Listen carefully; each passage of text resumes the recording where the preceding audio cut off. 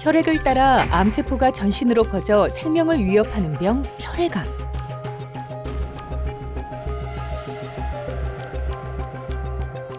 혈액암 중에서 급성 골수성 백혈병은 모든 연령층에서 발병률이 가장 높은 질환인데요.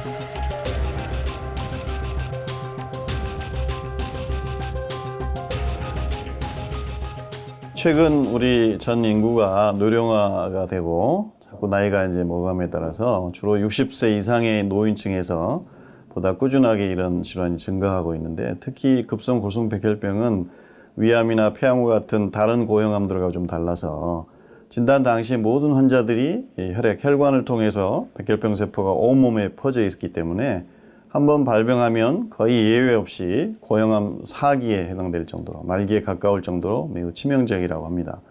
처음 발병하고 나면 사망에 이를 때까지 시간이 굉장히 짧습니다. 수주 또는 수개월 정도밖에 안 되기 때문에 진단이 되면 빠른 진단과 동시에 신속하게 치료를 시작하는 게 굉장히 중요합니다. 급성 골수성 백혈병은 혈액과 면역세포를 생산하는 기관인 골수에서 불량세포를 만들어내면서 여러 가지 증상을 일으킵니다. 특히 잦은 피로, 무기력감, 호흡곤란,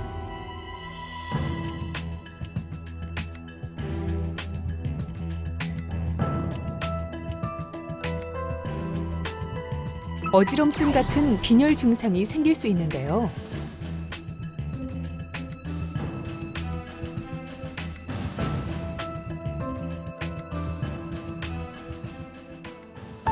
또한 혈소판이 줄면서 출혈 반점이 나타나거나 쉽게 멍이 들고, 자주 코피가 나거나, 양치질할 때 피가 나는 증상,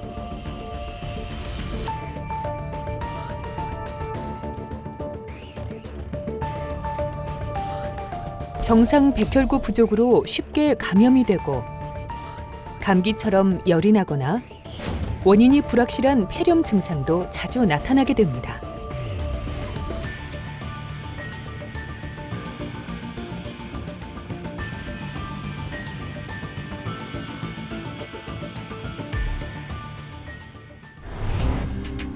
우리의 혈액은 액체 성분인 혈장과 세포 성분인 혈구, 즉 혈액세포로 구성되어 있는데요. 혈액세포는 다시 적혈구, 백혈구, 혈소판으로 나뉩니다. 이 혈액세포를 생산하는 것이 바로 골수인데요. 골수는 뼛속의 스펀지 같은 공간으로 이곳에서 만들어지는 조혈모 세포가 분화해 적혈구, 백혈구, 혈소판과 같은 혈액세포를 만듭니다. 이 중 백혈구는 우리 몸의 면역작용에 중요한 역할을 하는데요. 백혈병은 정상 백혈구가 악성세포로 바뀌어 골수에서 증식해 말초 혈액으로 퍼져나와 간, 비장, 림프절, 뇌, 생식기관 등 온몸을 공격하는 것으로 병의 진행 속도에 따라 급성과 만성으로 나뉩니다. 급성 골수성 백혈병은 혈액 검사를 통해 혈액 이상이 발견되면 대부분 골반뼈에서 골수를 채취하는 골수 검사를 진행하는데요.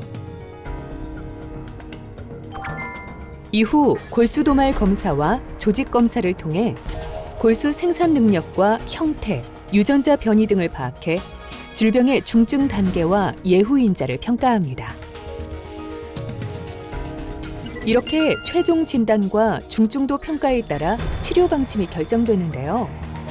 병의 진행이 매우 빠르고 상태도 급속히 악화되기 때문에 진단 직후 최대한 빨리 치료를 시작해야 합니다. 환자분 골수 검사를 하셔가지고 이제 결과가 나왔는데, 염색체 결과를 보면은 우리가 숫자도 세고 구조도 보고 그러는데 숫자도 좀 이상이 있고 정상인보다 좀 많아요. 유전자가 있는데 그 유전자도 일반 정상인들은 하나도 문제가 없어야 되는데 한 서너 개쯤 문제가 있다 이렇게 나오면 우리가 이제 종합을 해가지고 그게 혈액 이상의 이유다. 그 이유가 이제 거기서 기인했는데, 이런 것들은 이제 일반 정상인은 절대 나오지가 않죠. 그래서 분명히 이상이 있는 거고 이 결과 때문에 백혈병이라든지 혈액질환을 의심할 수가 있다 되어 있어요. 그래서 이게 당연히 치료를 해야 될 뿐이고 이게 이제 치료를 하면 당연히 정상으로 바뀌겠죠. 급성 골성 백혈병의 최신 치료법은 과거 50년 전부터 해왔던 일반적인 그 항암 치료, 특히 이제 고식적인 이런 표준 항암 치료를 여전히 쓰고는 있습니다. 그렇지만 급성 골성 백혈병 환자가 모두가 처음부터 무조건 조혈모세포 이식을 계획하지는 않습니다. 왜냐하면 대부분의 환자들이 초기 진단 이후에 약 2번 내지 3번 정도의 항암 치료를 해야 됩니다. 그렇게 해서 확인된 반응이 좋은 경우에 조혈모세포 이식을 하게 됩니다. 보통 일부 환자분들 같은 경우에는 백혈병의 유형에 따라서는 최근 나온 신약들이 좀 포함되기 때문에 항암 치료만 잘 해도 조혈모세포 이식을 하지 않고 그냥 완치가 될 수도 있다 이런 말씀들을 하시는데 반은 맞고 반은 틀린 이야기입니다. 일부 환자들은 조혈모세포 이식을 하지 않고도 완치가 되기도 합니다. 특별한 타입들이 있는데 그런 타입들은 약 80 내지 85% 환자들이 거의 항암 치료만으로도 완치가 되기도 합니다. 그렇지만 대부분의 급성 골성 백혈병 환자들은 조혈모세포 이식까지 가는 경우가 많습니다.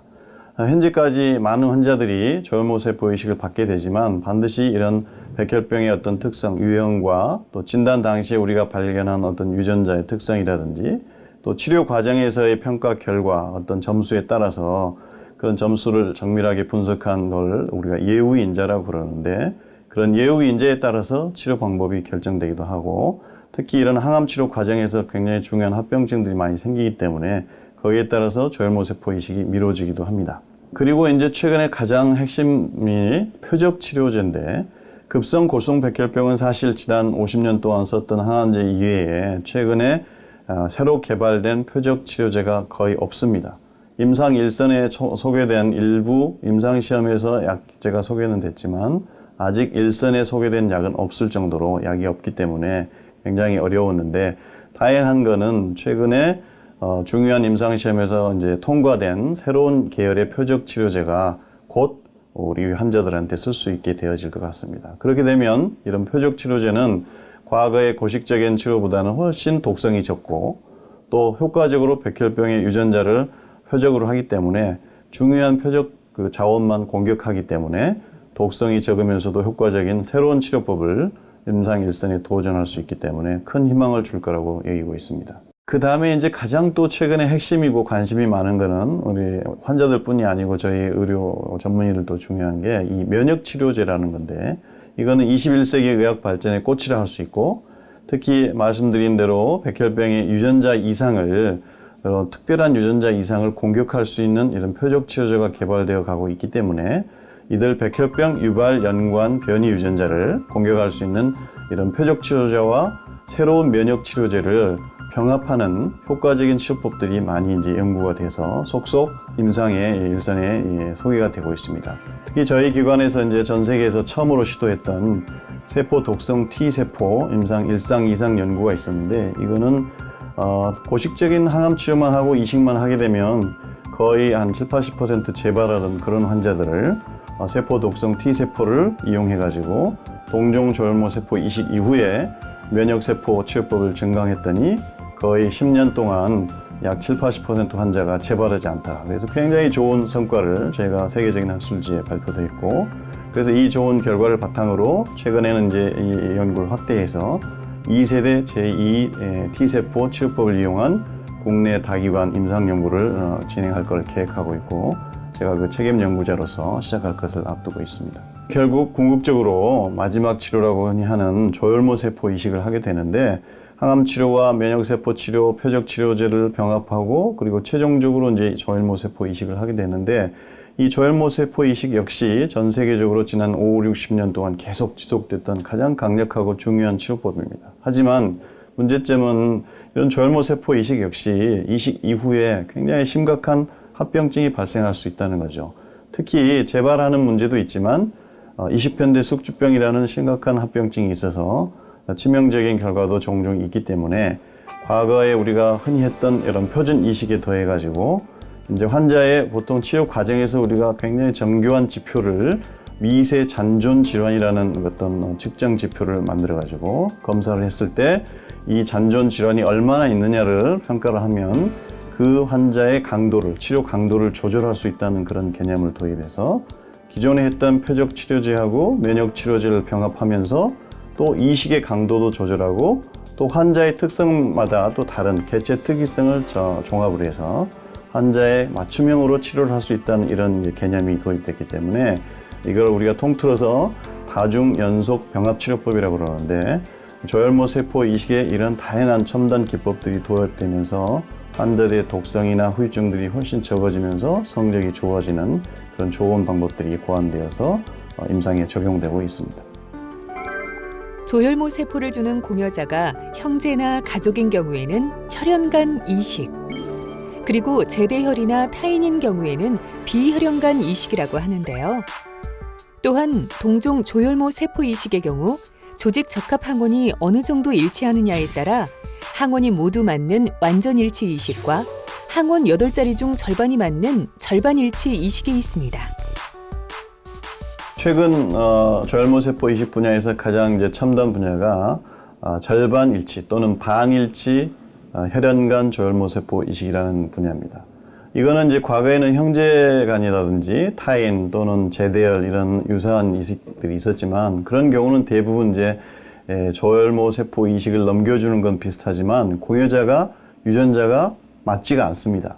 보통은 우리가 8개 내지 6개의 유전자를 맞춰보고 그게 전체로 맞는 사람을 공여자로 잡는데 절반이니까 반만 맞는 거죠. 그러니까 굉장히 이제 이식 이후에 합병증이라든지 후유증 문제가 심할 수 있기 때문에 이런 이식은 과거에는 꿈도 꾸지 못했던 분야입니다. 근데 최근 이제 20년 동안에 많은 발전이 있었고 특히 국내에서도 최근 10년 동안에 더 많은 발전이 있었습니다.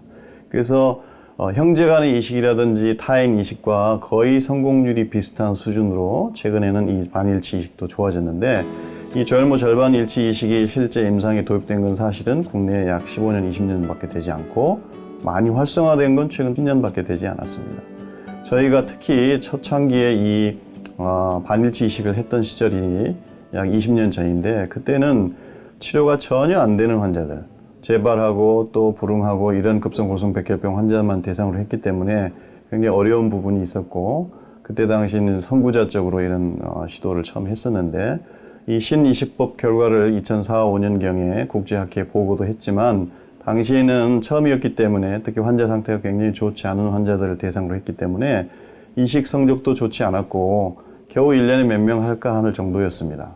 하지만 최근에는 이제 이식 굉장히 늘어나면서 이 전체 이식 중에서도 약 30% 정도를 차지할 정도로 많이 하고 있고 또 성적이 많이 좋아졌기 때문에 과연 그러면 아까 말씀드린 이식 조직 적합형을 꼭 다 맞춰야 되느냐?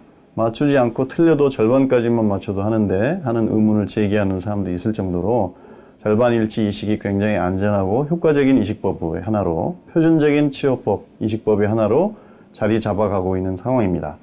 이 가족 간 절반 일치 조혈모 세포 이식은 그러니까 부모나 형제, 자녀 간에도 유전자가 딱 반만 맞아도 이식을 할 수 있다는 거기 때문에 이식 공여원을 확대할 수 있다는 그런 장점도 있고 또 가족이 한 명만 있거나 뭐 고아가 아닌 이상은 자녀분이 있어도 또 이식이 가능하다는 그런 장점이 있어서 임상에서 환자 상태가 좋지 않을 때 다른 공여자를 찾으려면 시간이 많이 걸리고 돈도 굉장히 많이 들고 이러는데 가족 간이기 때문에 협조가 잘 되죠. 그래서 임상 조건에 맞춰서 적절한 시기에 이식을 할 수 있다는 장점도 가지고 있고 또 공여자를 찾기 위해서 외국까지 찾으면서 굉장히 경제적인 비용 부담을 많이 하는 그런 필요가 없다는 굉장히 많은 장점들을 가지고 있습니다. 그래서 이런 절반 일치 이식을 실시한 결과 1차 관해에서 상태에서 최상의 공여자로부터 이식을 시행한 환자의 경우 놀랍게도 형제간이나 타인 이식의 성적과 거의 유사하거나 또는 심지어는 조금 더 좋다는 보고까지 있어서 저희 기관의 경우에도 최근 자료를 보면 5년 이상 이식 이후에 무병 생존한 확률이 약 85%, 심지어는 좋은 그룹은 90%일 정도로 이르렀고 이러한 절반 일치 성적에 괄목한 그런 성공을 인해 가지고 이제는 거의 대부분의 환자가 공여자가 없어서 이식을 못하는 상황이 없을 정도의 상황이 되었습니다. 불과 20년 전만 해도 적절한 공여자를 찾지 못해 가지고 조혈모 세포 이식을 못 받고 사망하거나 낙마하던 그런 환자들이 있었는데 지금 이러한 기법이 많이 발전함으로 인해 가지고 절절한 이런 환자들에게 큰 희망이 되었습니다. 조혈모 세포 이식은 먼저 환자에게 항암제와 면역 억제제를 투여하여 혈액 안에 있는 병든 조혈모 세포와 백혈병 세포를 제거합니다.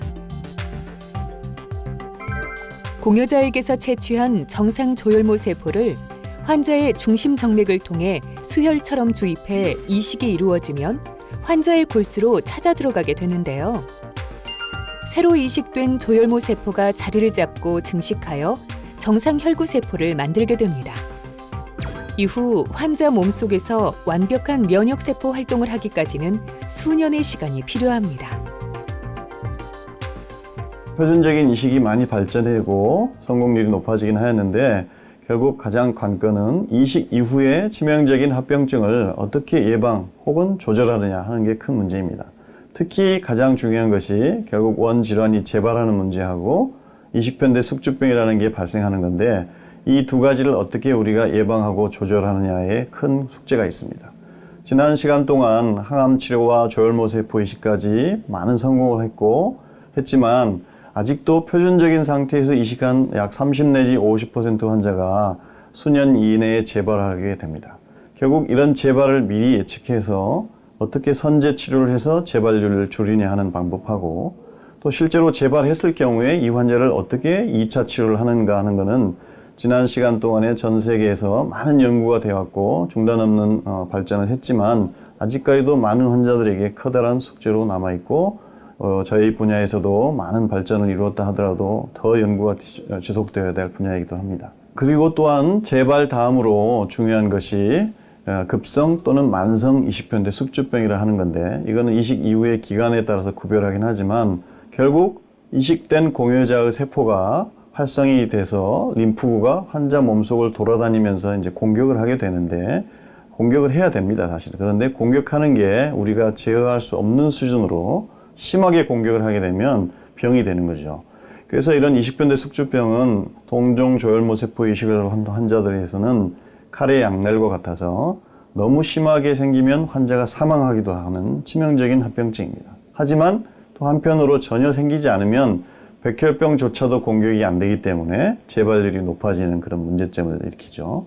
그래서 이런 숙주병이라는 게 결국 공여자가 준 세포가 환자 몸에서 이식편으로 성장해서 면역세포가 이제 공격적인 성향을 유도하는 거기 때문에 백혈병도 공격받게 되는 좋은 점이 있는가 하면 너무 심할 때는 합병증이 발생해서 환자 몸을 기능을 떨어뜨리고 감염을 일으키고 출혈을 하게 해서 사망에도 일으키게 하는 그런 치명적인 문제를 일으키기 때문에 우리가 어떻게 임상에서 이런 재발과 숙주병을 조절을 잘 하느냐가 성공의 큰 관건이라 하겠습니다. 우리나라 백혈병 치료 실적은 세계 최고 수준입니다. 특히 조혈모 세포 이식을 받은 급성 골수성 백혈병 환자의 장기 생존율을 분석해 봤더니 형제간 이식의 경우 64%, 타인 이식은 59%로 나타났는데요. 이는 미국과 유럽의 공인 기록보다 최대 14%나 높은 수치입니다. 최근 굉장히 다양하고 복잡한 이런 백혈병의 발생 기전하고 재발 등 병을 악화시키는 요인들을 집중 연구하고 있는 분야가 있는데 그걸 우리가 분자 유전 면역학 분야라고 그러는데 이런 분야에 대한 연구가 초미의 관심사입니다. 저희 실험실에서도 이에 발맞추어서 급성 고성 백혈병의 발생과 매우 유사한 환자 체내 면역 미세 환경에 대한 연구를 지속하고 있습니다. 미세 환경의 여러 인자들 중에서 하나인 조혈모 세포의 이동과 증식을 억제하는 CXCR4 이니비터 억제제라는 어떤 표준 항암요법과의 병합요법을 연구하고 있고 또한 최근에 이제 각광을 받고 있는 면역 제어점 억제제와 같은 신치료법 이것과 CXCR4 억제제 그리고 면역 신항암제 또 조혈모 세포 이식 방법 이런 것들을 효과적으로 조합해서 임상에서 도입하기 위한 첨단 전임상 연구를 게을리하지 않고 있습니다. 또한 미래 저희 분야의 신치료법 개발과 임상 연구에 대한 도전도 끊임없이 시도하고 있습니다. 말씀드린 것처럼 최근에는 새로운 신약제, 신항암제도 많이 개발되어서 임상 연구를 하고 있는데 저희 병원 혈액병원의 경우도 전 세계 수많은 최신 급성 고성 백혈병 신약제에 대한 전향적인 임상 연구들이 제한이 쇄도하고 있습니다. 이에 따라서 유수한 세계적 의료기관들과 협력하여서 국제 임상 연구를 선도하고 있습니다. 만성 백혈병과 달리 신약 치료제 개발의 불모지였던 급성 고성 백혈병 환자들의 보다 나은 치료 성적 향상을 위해 최선의 노력을 경주하고 있고, 특히 최근에 소개되고 있는 많은 이런 신약들이 좀 더 빠른 시일 내에 환자들에게 도입될 수 있도록 최첨단에서 우리 병원이 앞서서 많은 연구를 협력을 하고 있습니다. 또한 가족력이나 기저질환이 없이 이런 급성 고성 백혈병에 걸리는 환자들이 종종 있는데, 이런 경우에는 이제 산업재해의 어떤 문제가 있어서 벤젠 유기용제 또는 독성 화학약품 또는 방사선 등의 직업적으로 이제 환경적으로 노출되는 환자들이 있는데, 이런 경우에도 백혈병이 발생될 수 있다고 합니다.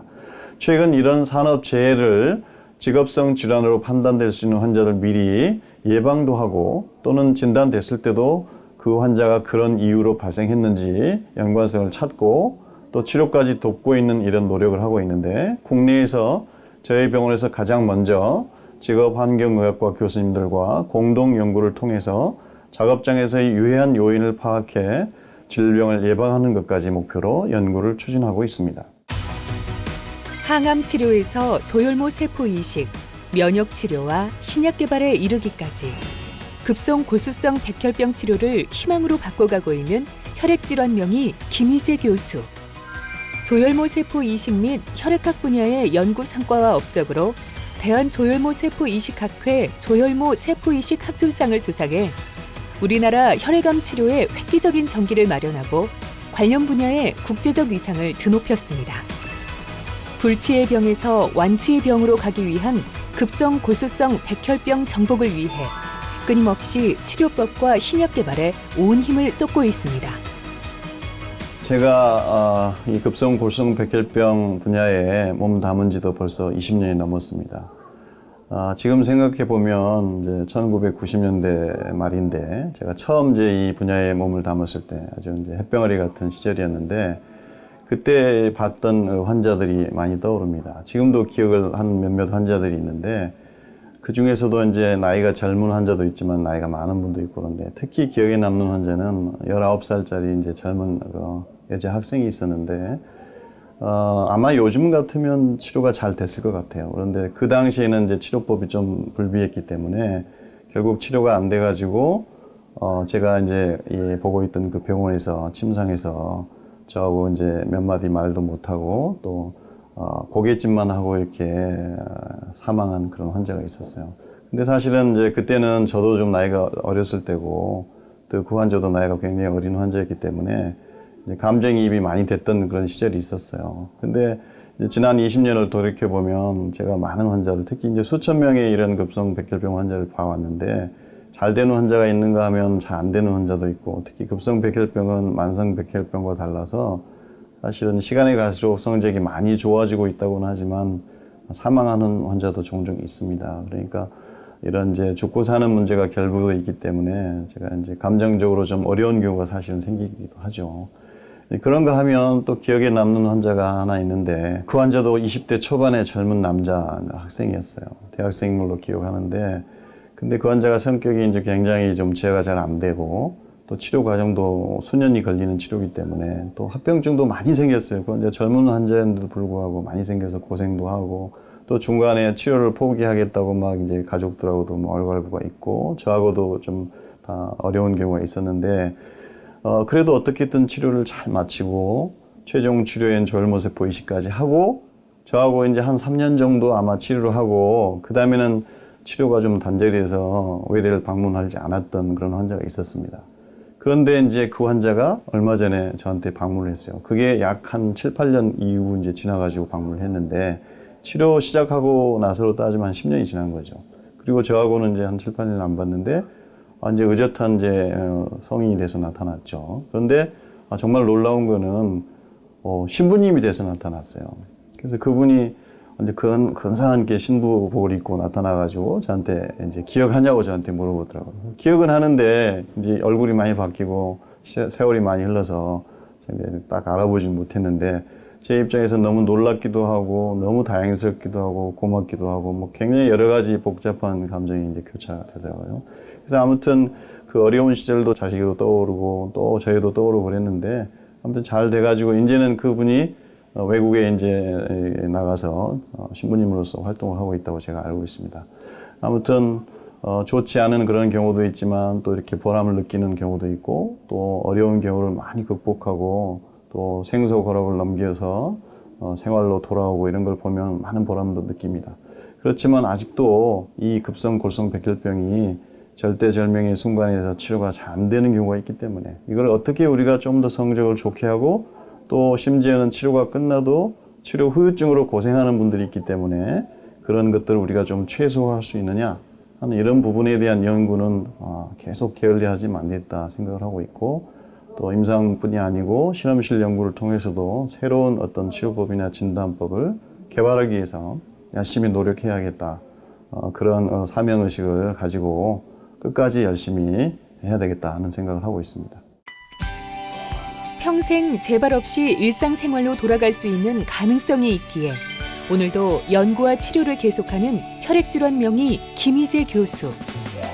독창적인 가족 사이 절반일치 이식기법을 개발해 높은 치료 성적을 거둬 많은 혈액질환 환자들에게 큰 희망이 되고 있습니다.